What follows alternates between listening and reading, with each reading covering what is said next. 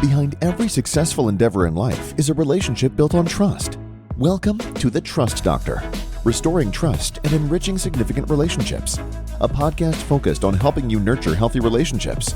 Join thought leader and world-renowned expert on relationship and empowerment coaching, Dr. Patty Ann, and her special guests every week for insightful and meaningful conversations filled with great takeaways that will help you build healthier business partnerships and happier romantic relationships. Are you ready to restore trust and enrich the significant relationships in your life? The Trust Doctor, Dr. Patty Ann, is in.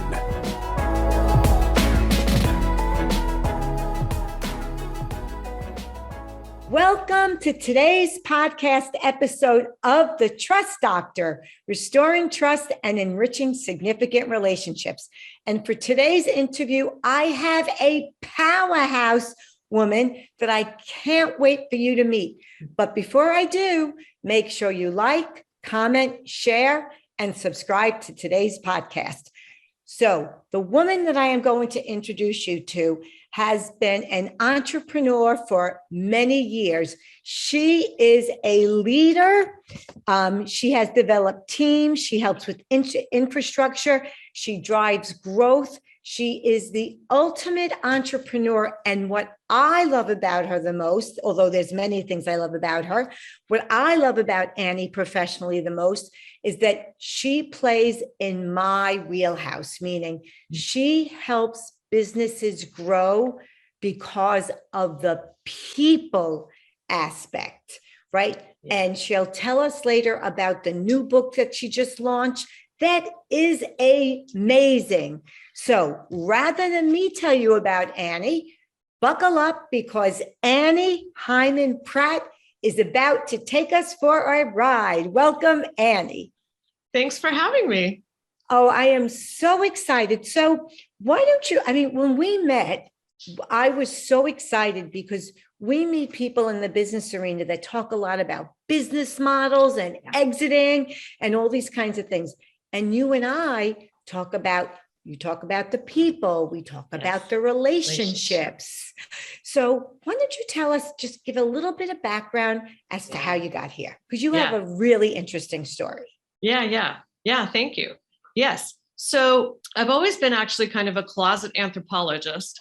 However, I started my career in business and finance.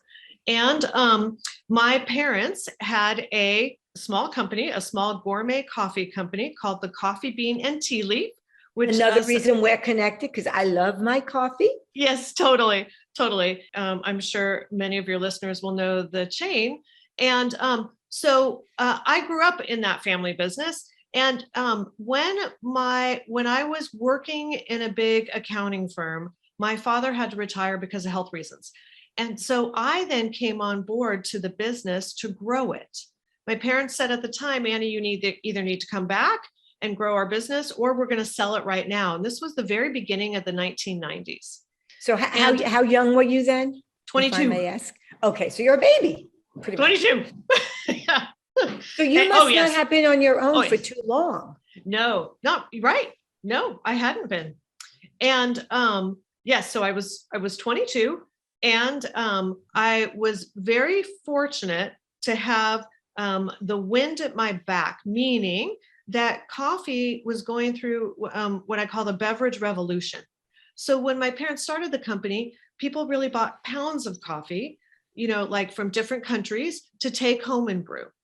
In 1986, when I would work in a store, we would sell $2,000 in beans and $200 in what we called the bar, which was espresso drinks and brewed coffee. Oh, wow. And by 1993, that ratio had completely reversed. Yeah. Yep, completely reversed. And do you know what was behind that reversal? Yes, there were a few things. The first thing is the demographics really changed. In the late 70s and the early 80s, there was a huge kind of a suburbanization, like people moved out of cities and into the suburbs. Also, so they started to commute to work, right? What was the time frame again? Late 70s, early 80s. So I thought that happened after World War II when they had Levittown and those developments, no? Yeah, I think there was a whole kind of second wave. Okay. Got Yep. it. Yeah. Like even when you think about a town that I grew up a lot in, I grew up some in Santa Monica, but then some in Camarillo. Most of the homes were built in the 70s, late 70s, and had like, all the 70s decor. Green and yellow. Exactly. Right. Green and gold. Green and gold. Totally. Gold, yellow. Right. Totally. So people moved, they were commuting to work. And then one of the biggest things that happened that helped everybody in gourmet coffee was Starbucks came on the scene. They had a lot of funding behind them, and they educated the entire market on why you should want a fancy coffee drink. Before then, people didn't know about what's a latte, what's a cappuccino, right? What's a macchiato? Unless you were European. Exactly. Maybe? Unless you were European. Exactly. And then we thrived in all of that education, especially because, well, our coffee was better. If I, do say so myself. If I may say so myself. Exactly. And we invented the ice blended mocha. So we invented that whole cold coffee blender ice drinks. That was our baby. So that's so interesting. So help me out here. So I heard what you said about Starbucks. Where does, if at all, like a Dunkin' Donuts chain fit into that? Were they in the space at the time or no?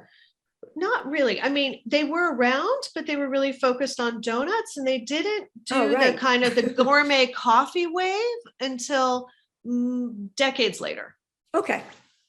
Yep. It's so funny because I think a Dunkin' Donuts like more of coffee than donuts, but that's because I drink coffee more than I eat donuts, right? Right. Yes, right. Yes, exactly. Yeah. And so, so during the 90s, our growth exploded because when I came on board, we had 7 stores. They were each doing less than $300,000 a year. Now, were they franchises or independent? No, they were all company owned. Yep. Okay. Yep. And as we were growing, we did some overseas licensing. Okay. So our domestic stores were company owned, but the overseas ones were licensed. And we grew very fast. So in over 7 years, we grew the business. I was the CEO. I grew the business from 7 stores to 70 stores worldwide. Kudos to you. Thank you. And then one of our licensees turned around and bought us at the end of the 90s.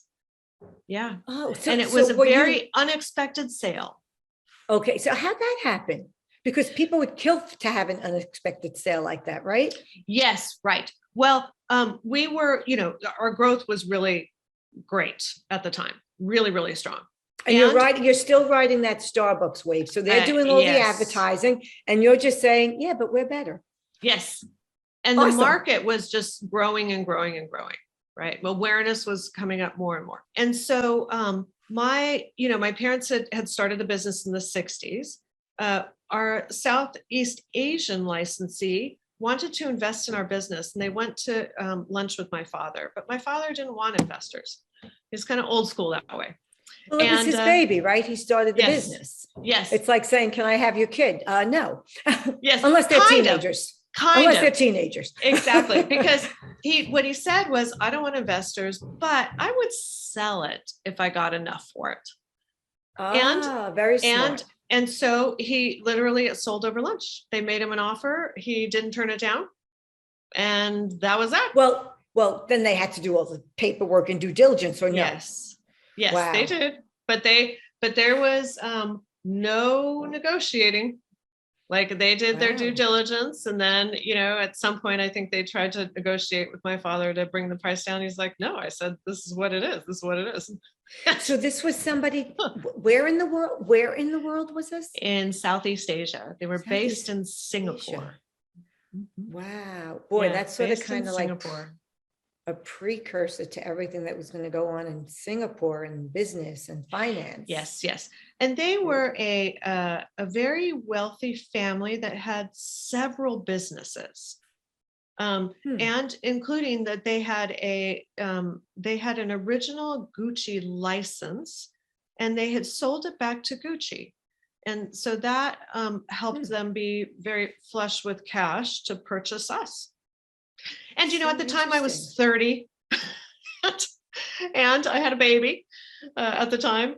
And you're out of work. Yeah. And I had my experience in business, but I didn't have all experience in business. And it really, I was in deep grief for many, many years because I didn't want to sell it. I was having a great time. I thought I was going to be the bean queen forever. And yeah, but. Well, it sounds like, so help me let's talk about the business, right? And emotions. So you're starting your career. Yeah. And you get a phone call, come home, run the business, or we're selling it. Yeah. So you come home really putting your dreams on hold, thrown away. You explode this business, maybe a little bit of luck. We all need a little bit of luck to be successful, absolutely. but it's heart and soul and grit and grind and brains, right?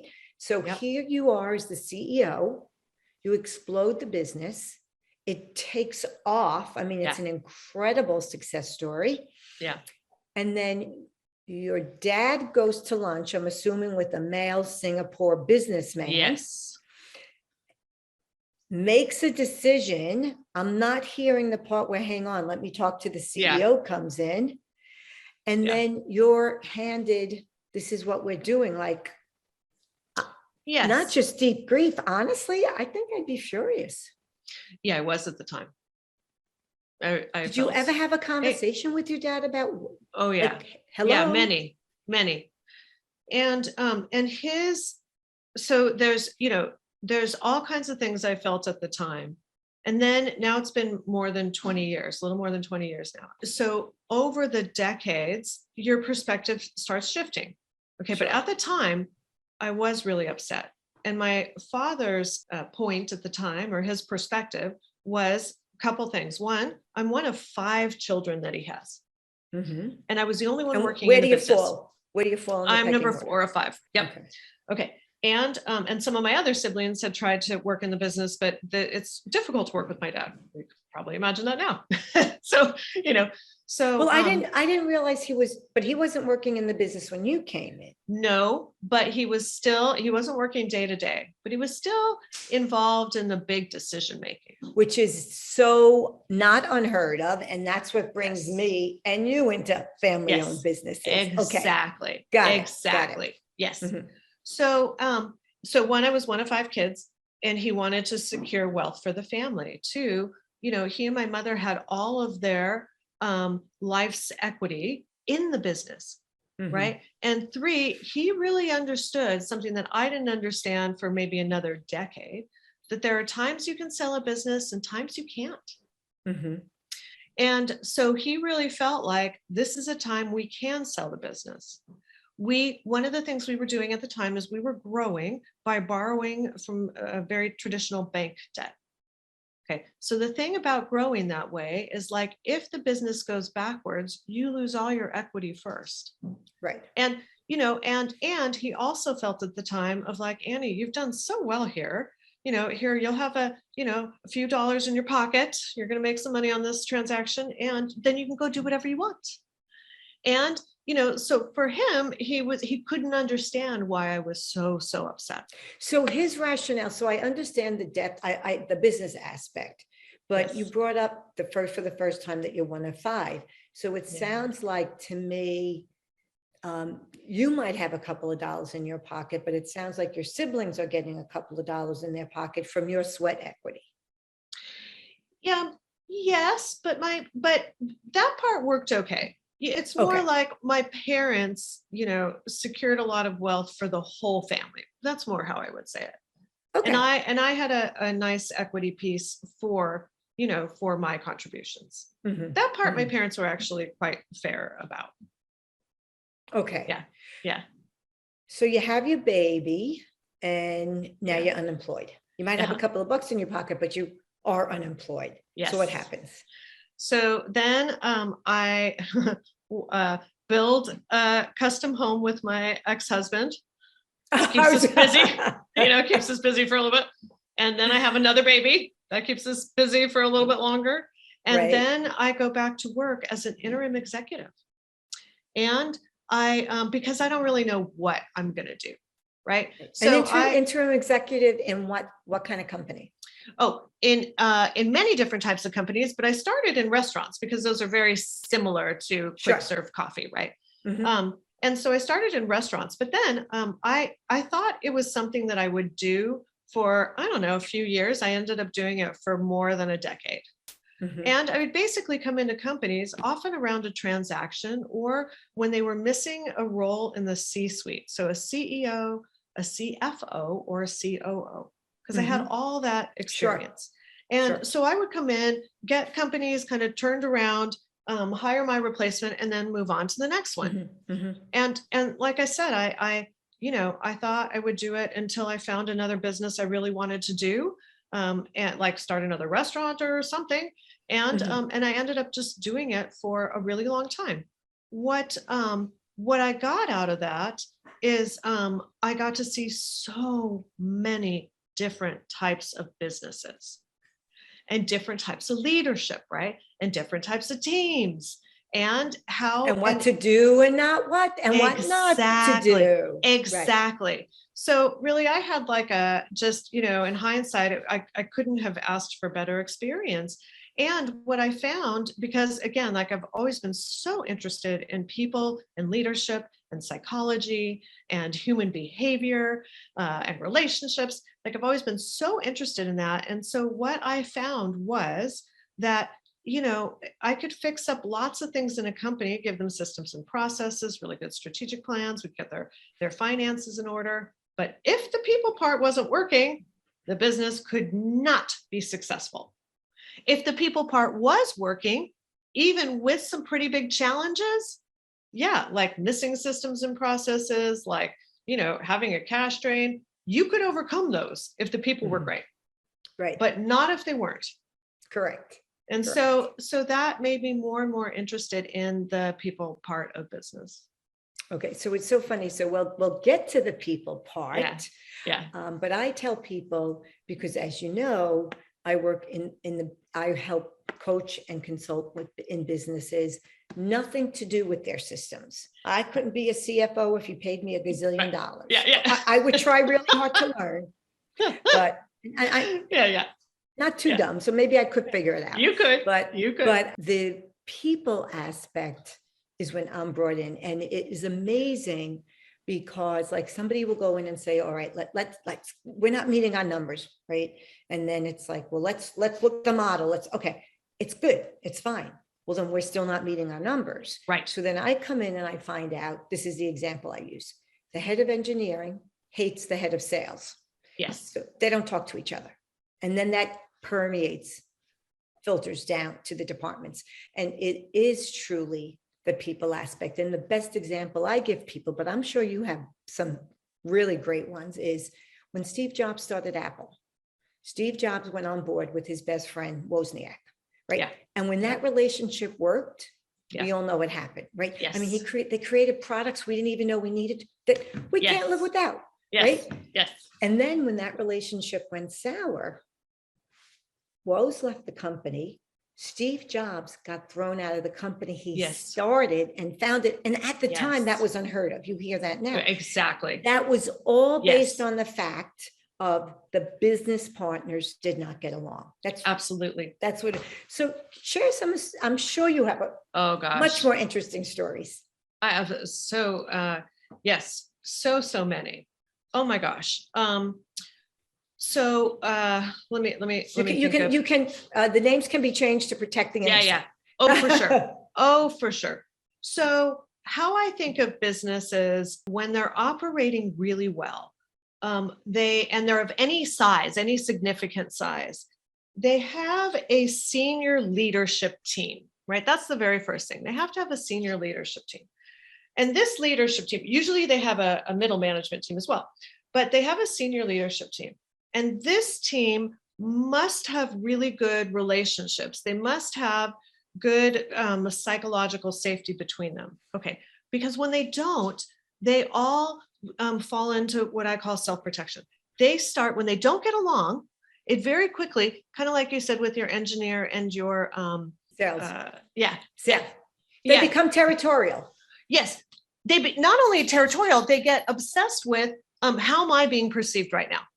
Is that guy going to throw me under the bus? Right. How do I, not only how do I not talk to him, but how do I, make sure that I'm super successful here, and and I'm not going to do anything to help that guy. Right. Like it is, it becomes so toxic. Toxic. Absolutely. And then you start getting going a culture that has a lot of negativity in it, and negativity is super contagious. Mm-hmm. Like any emotion. Yes. And so when I work with, I want to say those last 5 years, I've done a few partnership breakups. So I do both sides, putting together and, and pulling apart.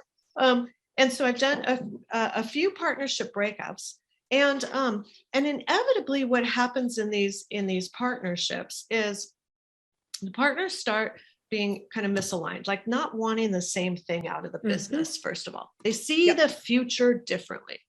And instead of coming to terms with that and working with that, clearly, instead, they each try to just kind of get their own way and not confront the fact that like we have a different idea of what we should be. I had one partnership where one guy wanted to grow it very fast and big and sell it, and the other one really wanted to just have it cash flow.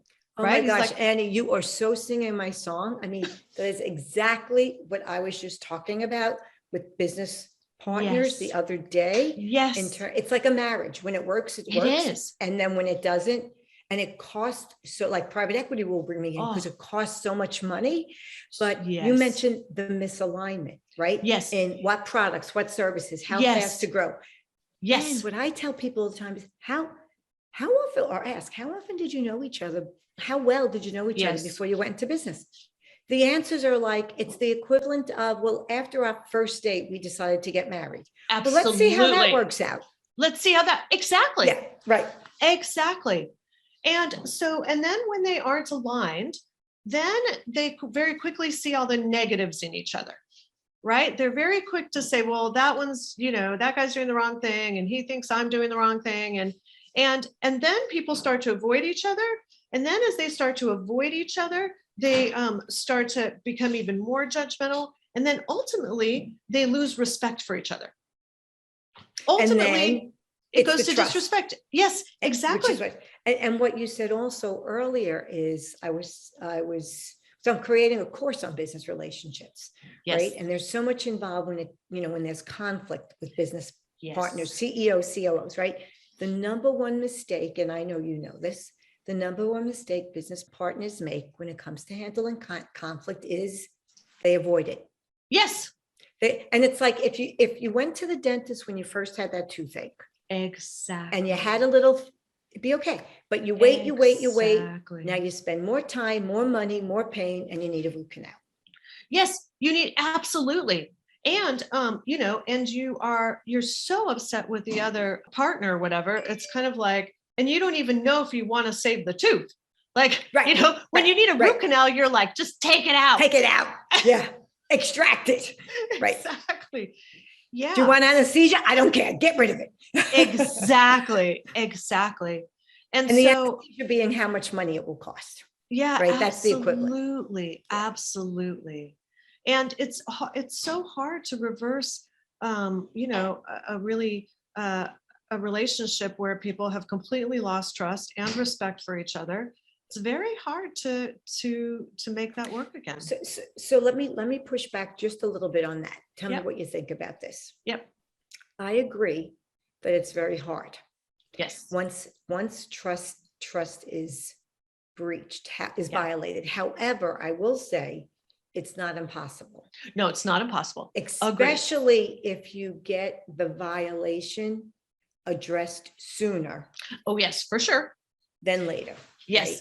Yes. And especially if you can get them back aligned. Like, I think of it as like, okay, the first thing we have to do is see, you guys are in this boat together. It's like, are you going to the same destination?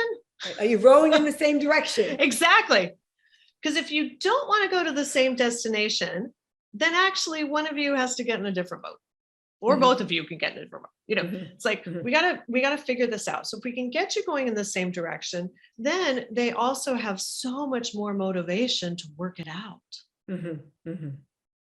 So yeah, I totally agree with you. It can, it absolutely can be turned around, but it takes a lot of dedication. So Certainly give us an example of when you've done that. Yes. Okay, great. I had a couple partners in the entertainment industry. Crazy industry. Crazy industry. Crazy. Absolutely. And it's almost like, and entertainment people are so creative. Like they get into the business because they have like a big vision and big ideas and how they really want to do things. Okay, great. So over time, in this entertainment industry, the business really changed. And you know what? That's not uncommon for business partners too. They might be a really good match early on, and then as business changes, it gets harder. So when these two business partners started in the business, it was all about movies, studios, right? Okay. In the last decade, the movie industry, big blockbuster movies in theaters, is so much less, and streaming, Amazon, Netflix, Hulu, all of that is enormous. Okay, that makes for a big change in the industry. Sure. One of the business partners. It's actually a whole paradigm shift. It is. It's a whole paradigm shift. And so now you have these kind of two different kinds of businesses. One of the business partners really wants to stick with the movie business. And the other business partner really wants to invest in streaming going forward. Make sense? And and it's a large investment either way. This is not like a thing of like, well, we'll just kind of try it and see if it works out. Right. Like, you have to allocate capital. Yes, you have to allocate capital. And over time, because the business partners weren't seeing eye to eye, they were sort of feeling like my partner doesn't respect my thoughts and opinions, right? My partner thinks that I don't really know what I'm doing. So, which is very different than wanting to go in a different direction. Yes. It's very different. Yes, it's very different. And so how we got this repaired, because it's like they start with a clear thing, and then as a relationship runs down, it starts to be all kind of weird finger pointing about about the kind of the equivalent of like, well, my husband leaves his socks on the floor. It's like, doesn't mean he doesn't love you. It just means he leaves his socks on the floor. Exactly. Right. So what we did to get them to come back together was spend some days really talking about the business first, the business. Specifically, what's changed? What do we need to do to be successful now? Where do we think this business is going? So what's the new news? Yes. What's the new landscape? What's the new environment? And then the second thing was, and what do we each want? What is each of our desires for the future, without any criticism, judgment, expectations, decisions, no decisions about anything yet. Let's just get it onto the table. And by getting both of those things onto the table, we were able to craft get them back into agreement, back into alignment for what they were going to do with the business, how they were going to allocate capital, and get them to agree on a future, where each of them are interested in selling eventually. Not tomorrow. Right. Not next year. I imagine unless we had the blockbuster Top Gun in the summer. So unless they were part of Top Gun, I would imagine their future was streaming. A lot of streaming, but that is not the base of the business. The base of the business is still movies. In the theater. Yeah.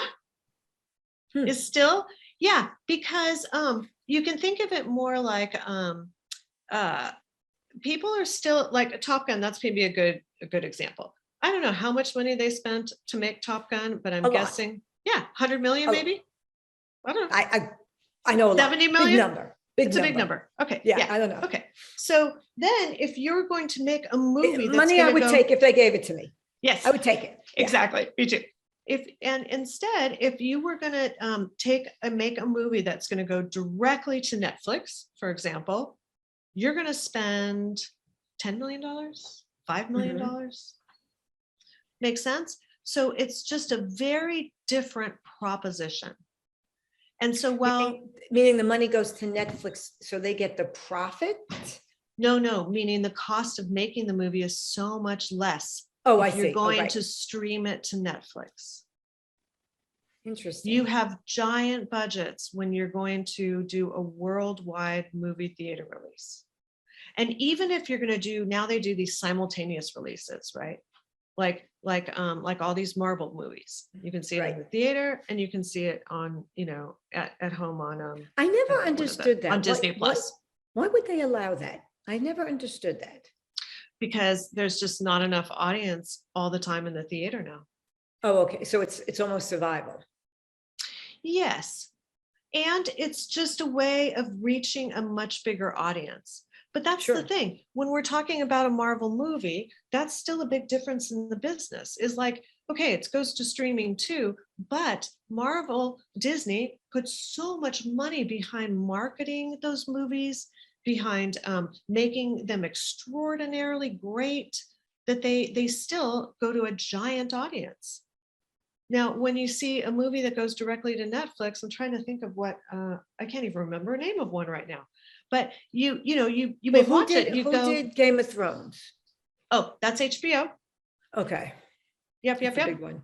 Yeah, that's a big one. And they spend a lot per episode, but not in the very, very beginning. They spent less because it was more of an experiment. Right. And once it gained traction, they're like, okay, we have the viewership. Yes, right. Exactly. So you can pivot and or accommodate when you're streaming, as opposed to when you're doing the theater, it's like almost one and done. You do it and you're done. It's like for the theater, you're going to reach a much bigger audience. So think of it that way. It's like a lot of streaming movies. Yes. In a moment in time. But if you're streaming, the movie is going to be on streaming and off streaming in probably 3 weeks. Right. And if you have like Top Gun or whatever, that's going to go on for months and months and months. Right.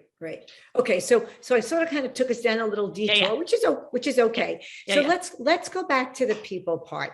Share with us, tell everybody about your book. Let's talk about the book. Yes. Okay. Yeah. Awesome. So I wrote the people part because I wasn't able to find a book, and it's basically the people part of business that I had so many leaders come to me and say, entrepreneurs especially say, man, I am great at strategy. I'm so creative. I have this great product. I want to impact the world, and I'm not good at the people part. So that's why I named the book People Part. And it really is all about how we work with human beings in business to perform. And I couldn't find any other books out there. When people would ask me for a book recommendation, I would have to say, okay, well, maybe this part of this book and this other part of this other book. And, but I wanted it all in one place. And so that's, you know why? And part of that was, I know for me, because we used to be designated soft skills. Yes. Right. So it was the stepchild of business, which in fact, it's the people part. I once said it's 50-50 business people, and somebody corrected me and said, no, Dr. Patty, and it's 80% people, 20% the business. So it is interesting that it's been neglected. Yes, it has been neglected, and I think very much misunderstood. In what way? Yeah.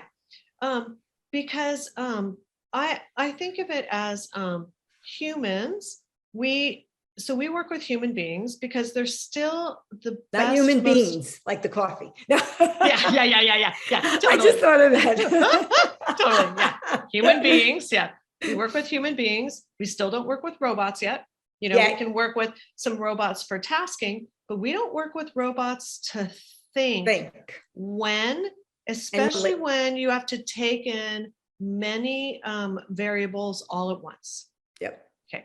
So humans are three-dimensional thinking, if you will. Yes. As opposed to one-dimensional. Humans right? are still the best at that. And one of the ways I say to kind of bring that to, kind of bring that home is Tesla has been working on a self-driving car for decades. They still don't have one. Mm-hmm. And in fact, last couple of weeks ago. But they do tell you, do not go to sleep. Right. They do tell you that, right? They don't profess that, no. Sit back and take a ride. Exactly.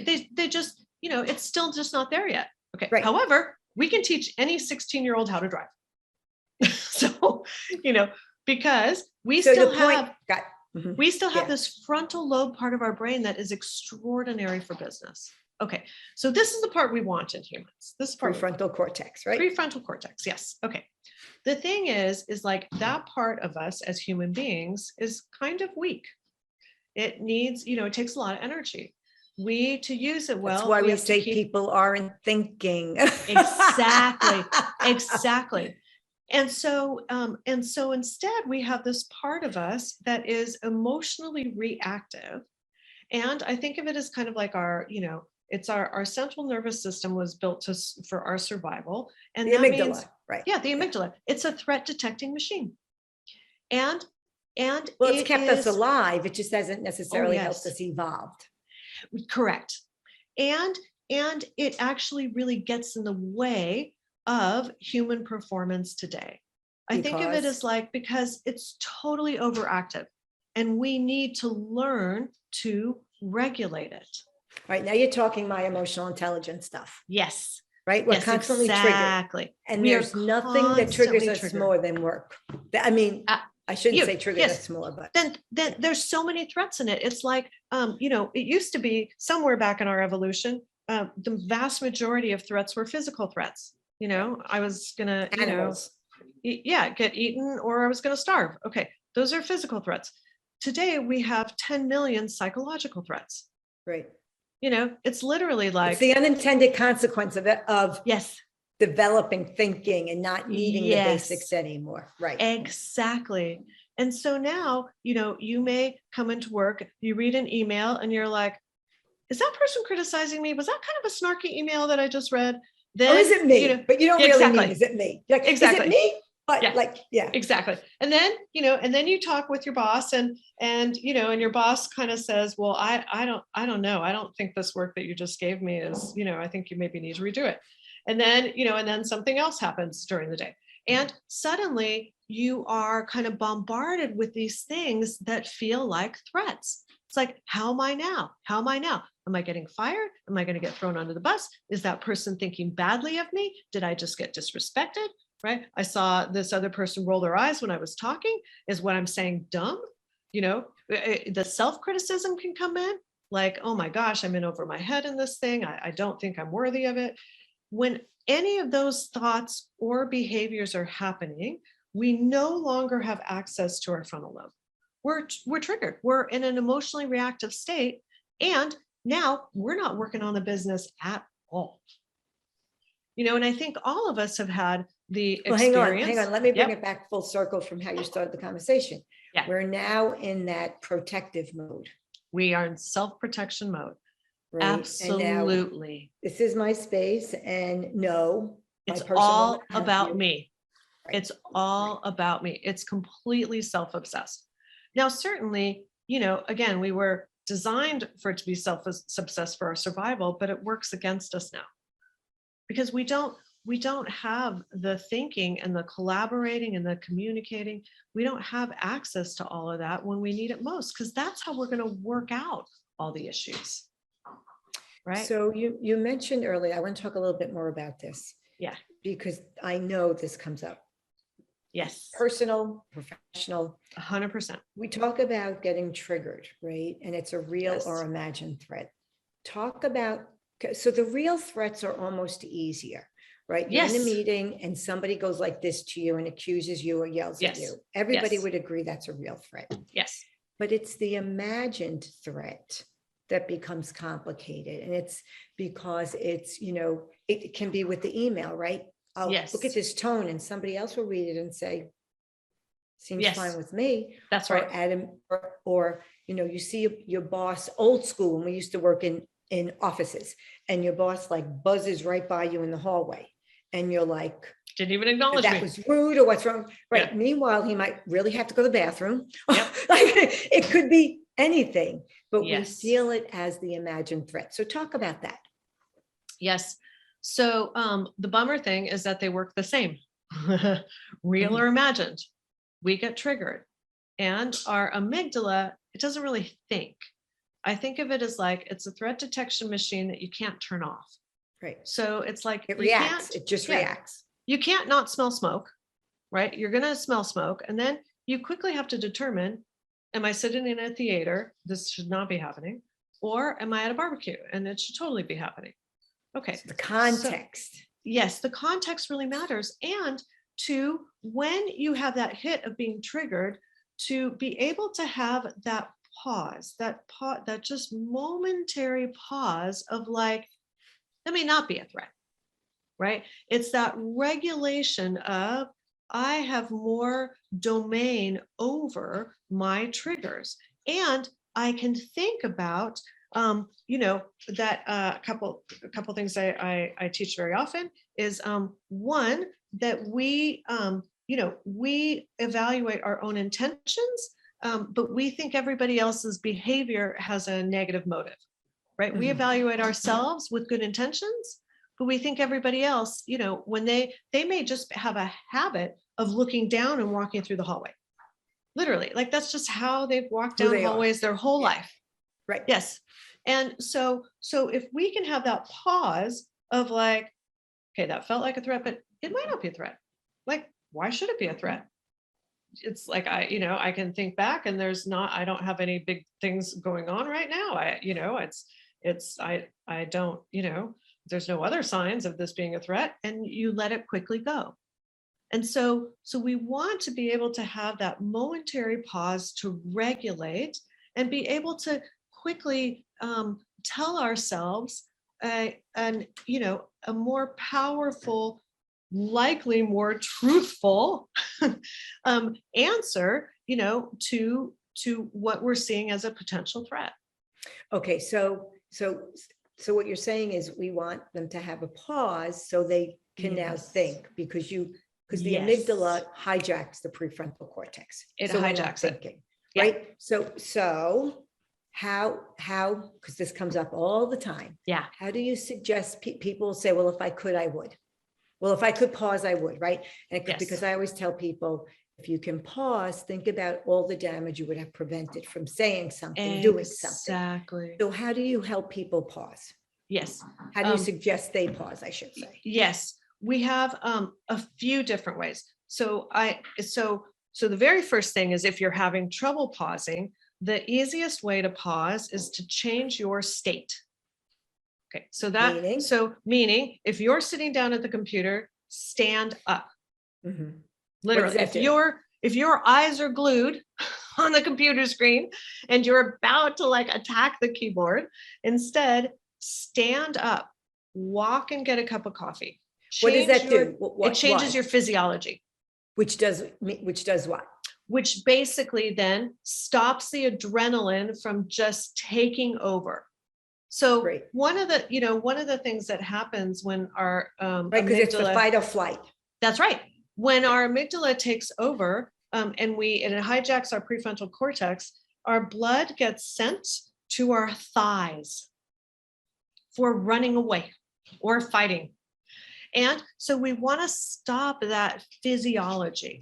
So getting up, changing your state, taking some big deep breaths, walking around outside for a moment, making yourself a cup of coffee, petting your dog, doing anything to distract for a moment in a safe way, meaning like, this is not the time to go walk into your boss's office that you felt triggered by. That's not what I'm talking about. Right. But, so you're saying to really remove yourself from the source of the trigger. If you can, if you're having trouble. Otherwise, when it's a practice skill, it's not any different than practicing something in sports. Right. It's a competency.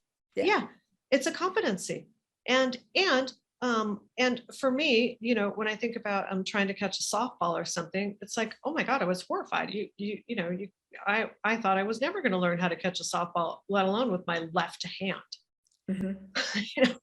And so I used my right hand over and over again, like, and kind of smashed up my hand. I did eventually get it. Well, you needed time to That's right. develop the new neural pathway. Exactly. Okay. So do you have other tips on how to do that? Or is that the main one? Changing your physiology is one of the biggest ones. And then we do have other tips. We have a process called a core process. And one of the very first steps of it is to come back to the facts, come back to the original intention. It's like, what was my intended outcome here? Well, hang on. The intentions and the facts might be different. Yes. So you want to know the neutral facts, but you also want to remember, why am I in this situation? Like, where did I start? So let's say I'm in a meeting and I'm talking about a new idea. Okay. And then I see a bunch of people roll their eyes like, oh, there goes Annie again. Okay. So I just can't picture anybody doing that, but go ahead. Okay. Yeah. Okay. So, oh yeah, it has happened in the past, for sure. So in that moment, I will automatically, my amygdala may automatically get triggered, but then a few things are going to happen. One, I have practiced how to pause. And so I have that space inside myself to see the trigger, to go, oh, I saw them roll their eyes, and then to have the thought, but I'm confident in what I'm saying. I know right now I'm here to present a possible solution to this problem. Okay. And I'm still talking about that. I'm still good. Okay. That's the first thing. Second thing is, I can look at my, look at these coworkers and also have the thought, you know what? I have no idea why they're rolling their eyes.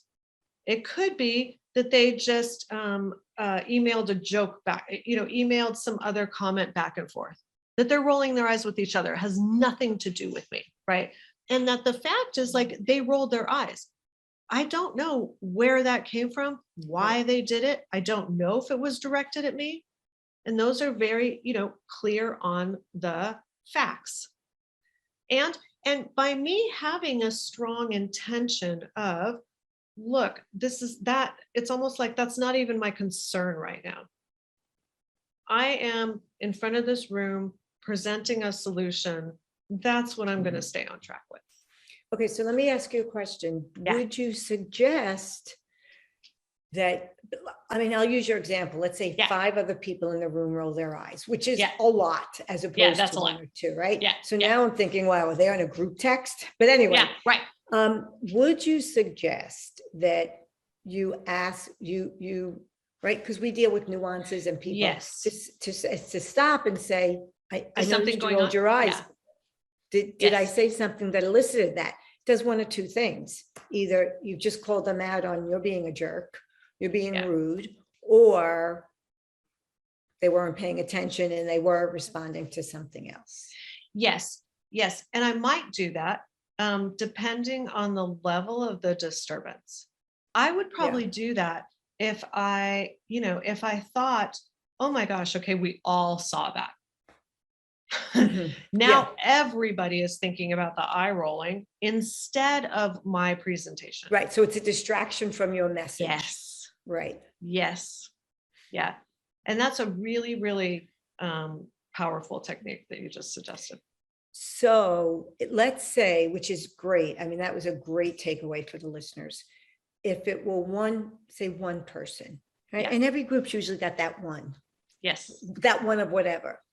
To your point, you're staying on message. Maybe nobody else saw it. You're skilled in picking up nuances, body language.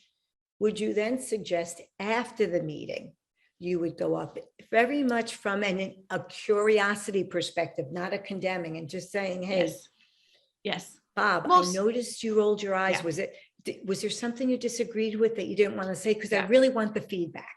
Yeah, most likely I would. Again, okay. Kind of depends on the situation. And the like person, let's be honest. exactly. If this, if this were a situation where I knew this person was, how would I say, A pain in the already, ass all the time anyway. yeah, and Yeah. on their way out, like I probably And they're would. always doing that to everybody. Right. Right. Yeah. Yeah. Because rolling your eyes is such an, that is such an unconscious act for many people. It is. That, if you study John Gottman with personal relationships, right? Because I work in that arena too. That stands for contempt. Oh, That's yeah. I usually not love good, John Gottman. right? I That's think usually he's, not a good thing. yes, it sure is. All right. What other strategies do you share that people will be able to learn more about when they get the book, but for us now listening? Yeah. One of the strategies is when you're in situations with people, right, where you want the relationship to go well. Okay. One of the best things to do is to think about, how do I want to show up here? Right? What part of me do I want to bring to this? How do I want to be, regardless of how the situation is or how the people are? And I feel like that's one of the best ways to kind of, get more proactive on your actions instead of being reactive to that amygdala or to, to the situation, is by thinking ahead of time. What do I really want to bring to this? And so you're back to what's your intention. It really comes back to yes. what's the intention, what's the purpose, Yes. what's the And goal. who do I want to be in it? What do I want to bring to this? So I might be thinking, I want to bring a solution to this latest crisis, okay, because business happens. And I may also be thinking, and I want the other people to feel safe enough to bring their best ideas when they're working with me. So that's one of the things that I want to bring to it. I want to be the kind of person in this situation who has people feel more comfortable, more safe, more secure, not less. And and so then I have kind of a dual intention. And I think it's helpful to think of it that way. That's great. That's great. So it's sounding a lot like being an empathic leader in a lot of ways, a nuance of it, not exactly. Absolutely. Right. So when you say people want to bring their best ideas, most people do want to bring their best ideas to their boss.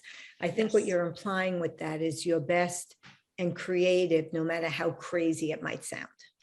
Yes. And to say the truth when it might be uncomfortable. Oh, truth to power. We could talk about that all day long. And and to be able to even say, what, I've been working on this project for a week. I'm supposed to be halfway through it. That's what the schedule says. But you know what? I'm actually only like 10% through it. I need to talk about that. To be able to speak, to say that, because then we actually have a chance to address it, as opposed to somebody not feeling safe enough to bring it, thinking, if I say it, I'm going to hide this right now, because if I say it, I'm going to get blamed, judged, criticized, maybe I'll lose my job, whatever. We don't want them hiding that. We want them to actually be able to bring it and say, I need some help, and not fear being judged, criticized, blamed, etc. All right. That is great too. Give us one more. Yeah.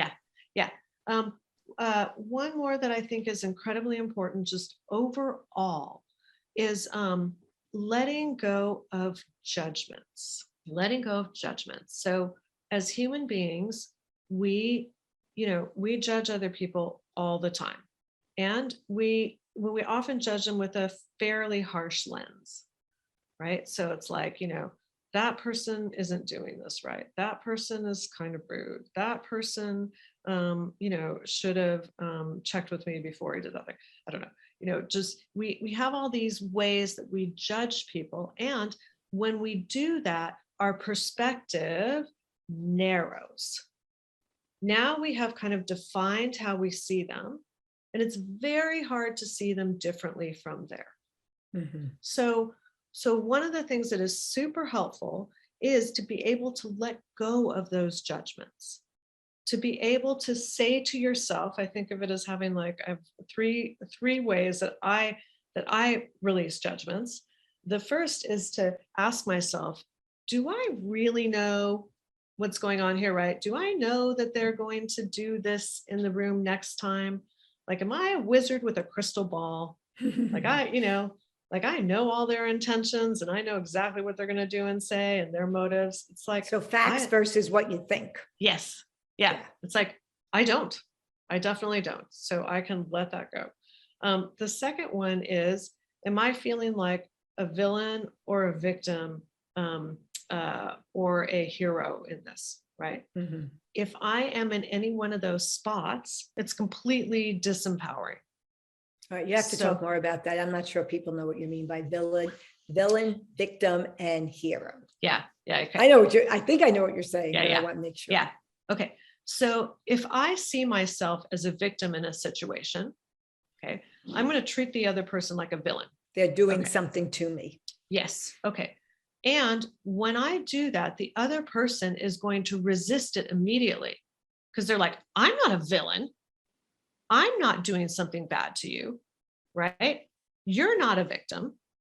And we start to get in this, in this kind of argument, in this judgment laden circular stuff of each of us thinking that the other person is wrong and we're right. And that's a rabbit hole. It is. It's a rabbit hole. And it's so not helpful because the truth is that we each play different kinds of parts. In any situation, rarely is one person all villain and the other person all victim. Mm-hmm. And where's the hero? Oh, yeah. And the hero, the thing about the hero is that the hero is usually in it for themselves. It's like, I'm going to figure this out on my own. I'm going to be the hero here, but it's still all about me.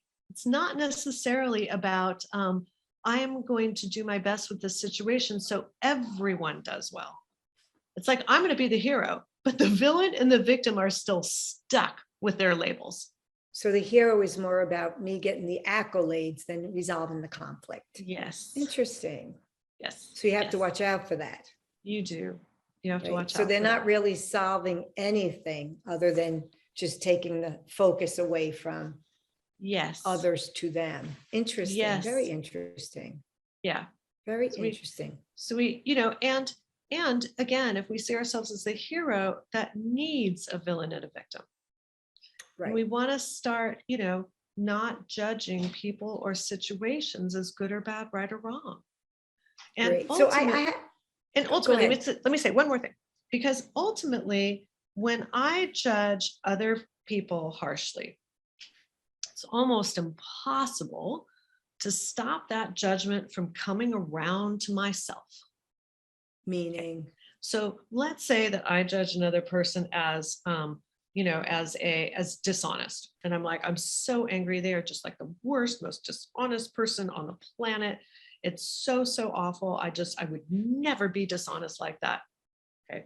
And then a couple of days go by and I get into a situation where I tell a friend that I can't make her party because I've got this other appointment and I actually don't. I don't know.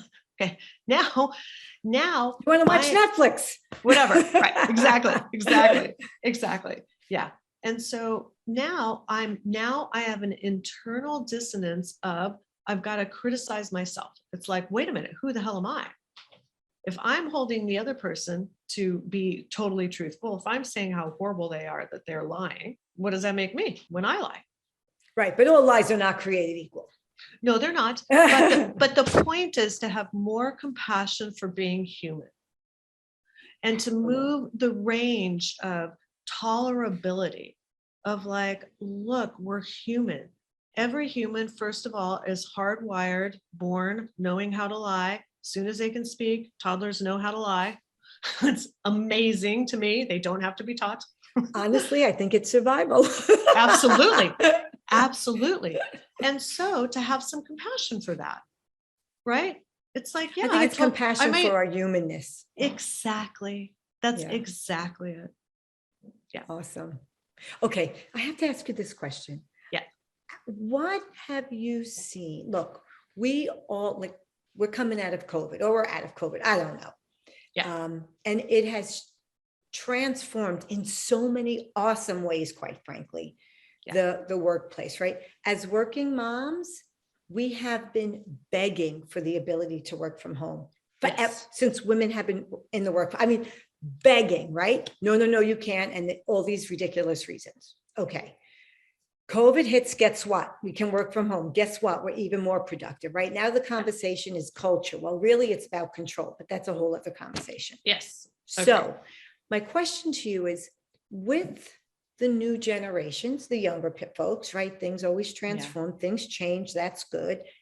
On the heels of COVID, what is it about the people part of work that you think will be impacted the most based upon the wants and needs of a different generation post-COVID? And I actually heard a CEO finally be honest on the business news and say, I have been begging people to come back to work, begging. He goes, I've been told don't push too much because they'll leave, and they will. Right. So it's a new paradigm. We have to work with it. It's the first paradigm. time I heard a bank CEO be honest. The others are like, no, we're demanding. I'm like, good luck with that. Yeah, exactly. Yes. So I think the thing that we lose by working from home, or that is much harder to maintain or to get, is the connectivity. Mm-hmm. It's the much easier ability to, hey, look, let's just go quickly into the conference room and talk through this problem, right? Let me get out a little. Are you talking about a work problem or the relationship problem? A work problem. Okay. Could even be a relationship problem.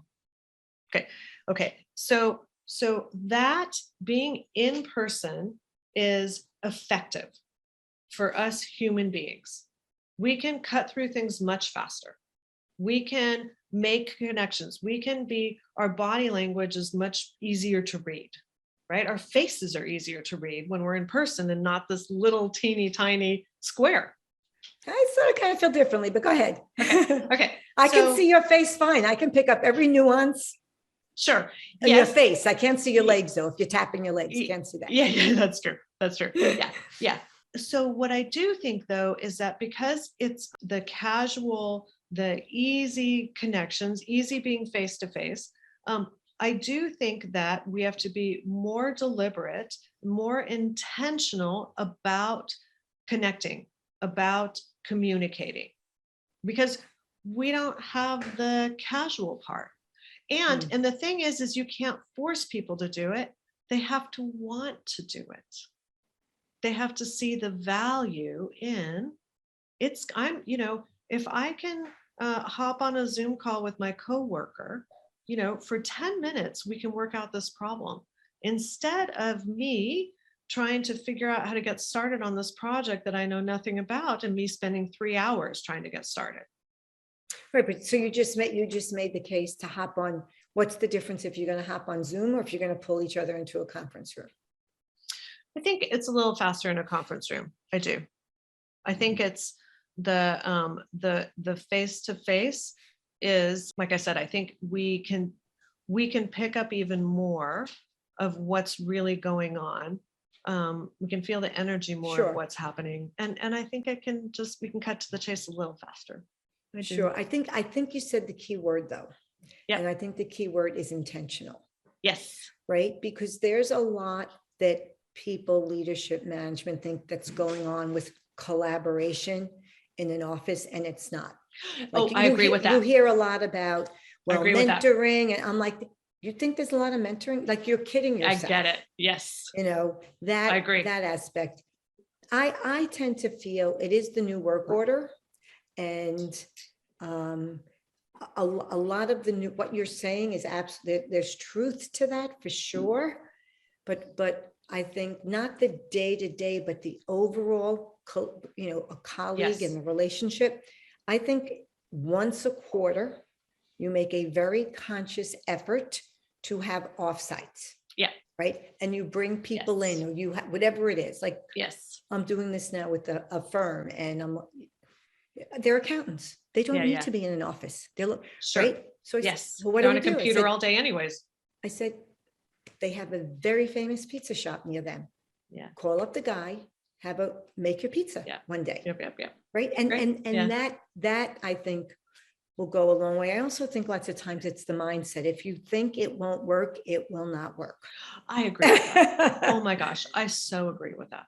I so agree with that. Yes. And you see that with problems. And that's the part of,